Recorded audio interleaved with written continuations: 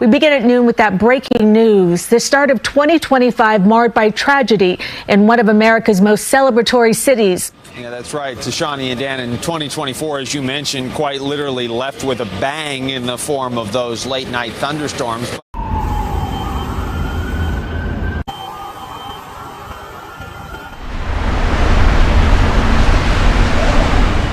Obviously, this had to be horrific to witness. I mean, I imagine that you were there celebrating, with your friends, your loved ones, ringing in the new year, and then to see and to watch all of this unfold. What was going through your mind, Jimmy?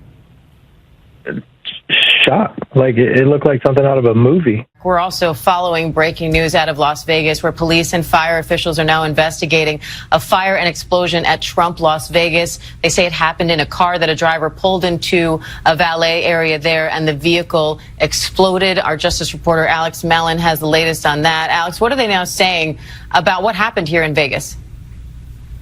Hi there, Diane. It's actually Alex Stone here. And Las Vegas law enforcement, they briefed a moment ago saying that they don't have a lot of answers yet on what this was. It was around 8:40 this morning. This call came in of an explosion at the Trump Tower Hotel. They know a Cybertruck pulled up right to the glass entrance doors.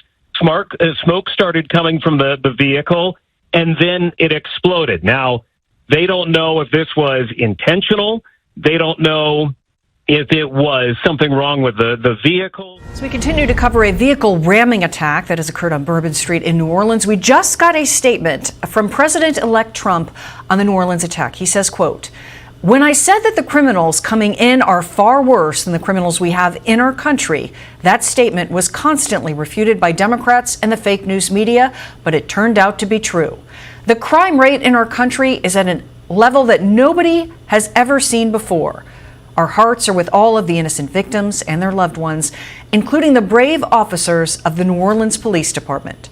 The Trump administration will fully support the city of New Orleans as they investigate and recover from this act of pure evil." Nicole, thank you for waking up for us on this New Year's Day. You are seeing the news unfold, and we are trying to parse and make sense of the unbelievably conflicting messages coming from the mayor, calling it a terror attack, and then the now FBI Assistant Special Agent in Charge, Aletha Duncan, immediately saying it was not. Griff, first of all, thank you for having me join. What a horrible tragedy. I mean, I literally were waking up with hope for 2025. I was literally out running, and I got a text message from Fox asking if I could join. And here we are, again, discussing another tragedy in our country. I think we were the only ones outside on the balcony, and we took video just for the sheer shock. Like, you don't see stuff like that on city streets. Yeah. And just no one was helping them. Like, that was kind of the first crazy thought we had, is why is no one helping them? They wouldn't let us out. And obviously, like I told you, some were very clearly deceased, but others were yelling out. And it's a lot to process.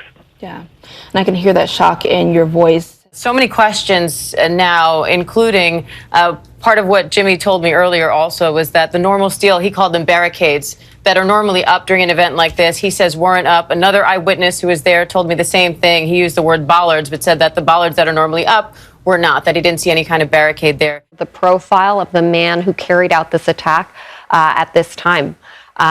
So chilling. It does appear that this person took some time to prepare for this, prepared the vehicle. It looks like there was a flag. Investigators are saying they're investigating whether it's an flag or possibly another group, foreign group's flag. Did this vehicle belong to the suspect? It seems the vehicle was obtained through like a ride-share app program in Texas, so it was like a rented vehicle.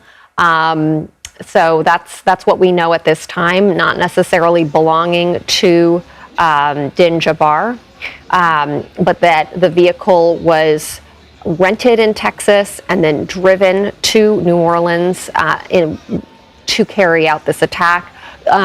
He was wearing tactical gear. But I just would like you to know and for viewers to know that sadly and tragically, this does appear that this wasn't just like one of the officers mentioned. This is not just someone who was drunk and drove their car into a crowd.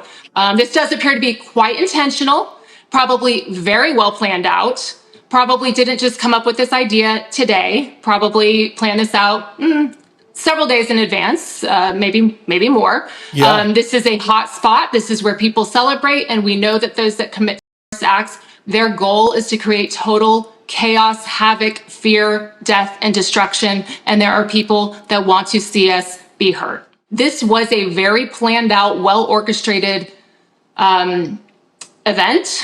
And it's very awful. And I just, it's just stunning to me that here we are, New Year's Day, but it's not actually that stunning because in the FBI and in law enforcement, we all know that the large events, they target large events.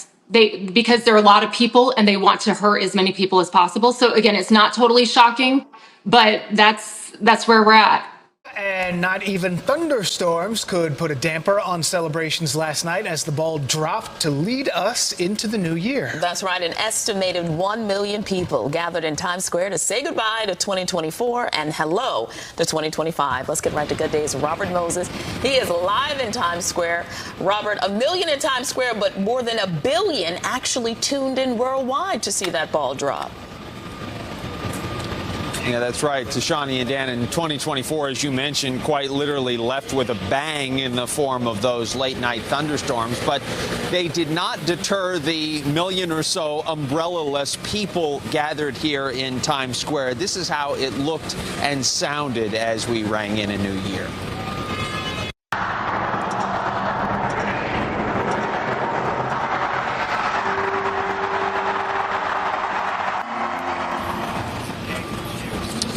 The kissing commenced and the confetti fell. An estimated 3,000 pounds of it rained down on the crowd. Almost as soon as it hit the ground, Department of Sanitation workers, a.k.a. New York's strongest, flexed their muscles to clean it up. And it was wet confetti, so it had to be scraped off the ground. Those who waited for hours to witness all of this told us the energy here in New York City simply cannot be matched. I love the crowds, I love the energy, the positive vibes, and I just love New York itself. Everyone said that I shouldn't come, but I don't care. I've never done it, so I really want to. I love New York. I love the environment, the city, the people. I mean, the excitement. It's all worth it.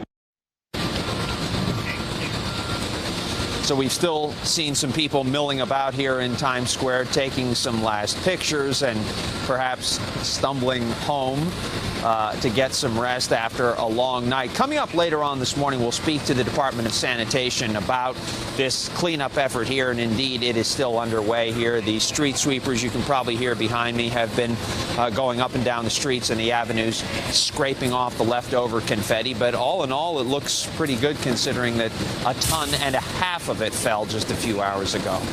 We're live in Times Square this morning. Dan and Tashani, back to you. And by the time that sun comes up, it'll look like nothing ever happened.